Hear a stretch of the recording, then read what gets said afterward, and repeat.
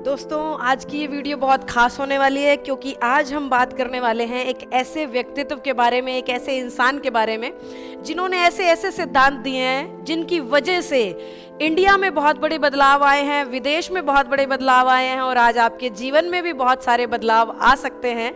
मैं किसी और की नहीं, मैं बात कर रही हूँ स्वामी विवेकानंद जी की।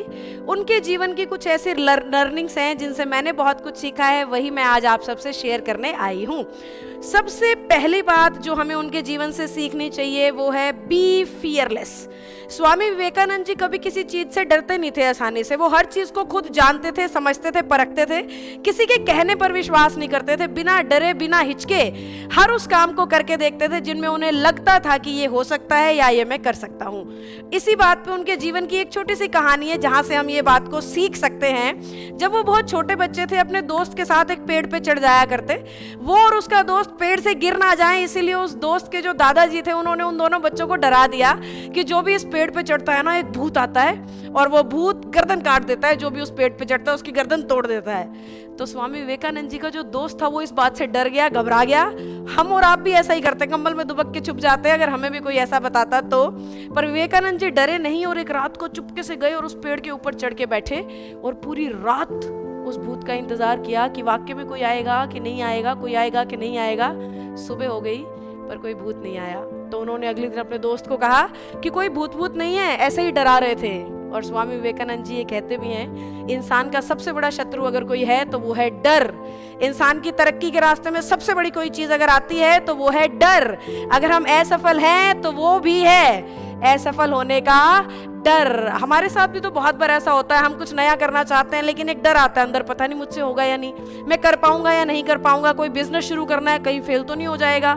नौकरी की तैयारी करनी है, कहीं फेल तो नहीं हो जाऊंगा। कोई नई दुकानदारी चलानी है, कोई नया वीडियो बनाना है, कहीं बीच में अटक तो नहीं जाऊंगा, कहीं रुक तो नहीं जाऊंगा। मतलब ये जो डर है ना, इसने हमारे जीवन में असफलता की नींव को रख रखा है। तो स्वामी विवेकानंद जी कहते हैं डर को सबसे पहले भगाइए। और वो ये भी कहते हैं अगर पाप नाम की कोई चीज है ना दुनिया में, तो सबसे बड़ा पाप ये है कि हम अपने आप को या किसी और को कमजोर कहें। सबसे बड़ा पाप ये है। तो डरिए मत, अपने पे भरोसा करिए और काम को करना शुरू करिए, कभी ना कभी वो सफल हो ही जाएगा। यही उनके जीवन की दूसरी लर्निंग है जिसमें वो कहते हैं खुद पे भरोसा करिए, बिलीव इन योर सेल्फ। इस पे भी एक किस्सा है उनके जीवन का।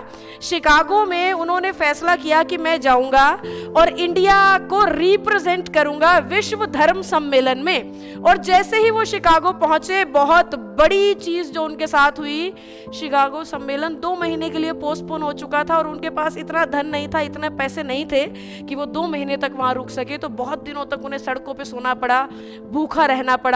लोग उनके वेशभूषा का भी मजाक उड़ाते थे, कई बार तो लोग उन्हें मारने भी दौड़ते थे। लेकिन इन सारी विपरीत परिस्थितियों के बावजूद भी उन्होंने खुद पे भरोसा रखा और शिकागो सम्मेलन के स्टेज पर आए। और वो भाषण उनका आज भी यादगार है, आपने सुना और पढ़ा होगा, जिसकी शुरुआत उन्होंने brothers and sisters of America बोल के की थी। उस भाषण की चर्चा आज भी होती है और उस भाषण के बाद विदेश में, देश में, हर जगह स्वामी विवेकानंद जी को बहुत बड़ी हस्ती, बहुत बड़ा सन्यासी और बहुत ही सुलझा हुआ व्यक्ति मान लिया गया था। तो ये अपने जीवन में वो दूसरी बात सिखाते हैं कि खुद पे भरोसा रखिए। जैसे ही आप भरोसा करेंगे खुद पे, तो ही खुदा भी आप पे भरोसा करेगा।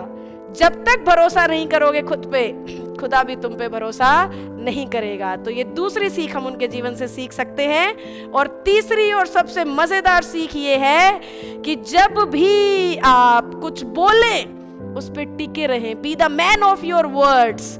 बोले तो करे, कथनी और करनी में अंतर नहीं होना चाहिए। इस पे उनके जीवन का जो मजेदार किस्सा है वो ये है कि एक बार एक विदेशी महिला ने उन्हें प्रपोज कर डाला कि मैं आपसे शादी करना चाहती हूँ, क्योंकि हालांकि उन्होंने मना कर दिया, मैं सन्यासी हूँ देवी जी, मैं ऐसा नहीं कर सकता। तो महिला तर्क ये देती है कि मुझे आपके जैसा पुत्र चाहिए, इसलिए मैं आपसे शादी करना चाहती हूँ और बिना शादी के ये संभव नहीं है। तो स्वामी विवेकानंद जी ने कहा तो मैं आपका पुत्र बन जाता हूँ, इसके लिए विवाह की क्या आवश्यकता है। जैसे ही विवेकानंद जी के मुंह से ये सुना, वो महिला के जो हाथ थे और जो सर था वो उनके चरणों में झुक गया और उन्होंने कहा, वाक्य में ही आप एक महान व्यक्तित्व हैं, आप एक महान इंसान हैं। तो अपनी कथनी और करनी को एक रखिए, खुद पे भरोसा रखिए और मन में किसी भी चीज का डर मत रखिए। ये 3 सफलताएं, ये 3 लर्निंग्स आपको जीवन में जरूर कुछ बना देंगी। अगर वीडियो वाकई में ही आपको अच्छी या सीखने लायक लगी हो तो ज़रूर लाइक और शेयर कर दीजिएगा और कमेंट्स में मुझे बताना ज़रूर कि कैसी लगी, या और कौन सा ऐसा शख्स है जीवन में जिसके बारे में आप चाहते हैं कि मैं ऐसे ही अच्छे अच्छे किस्से और कहानियाँ आप तक लाऊं, आपसे मिलवाऊं, आपके और मेरे और बहुत सारे लोगों के जीवन में बदलाव ला पाए हम इन चीज़ों की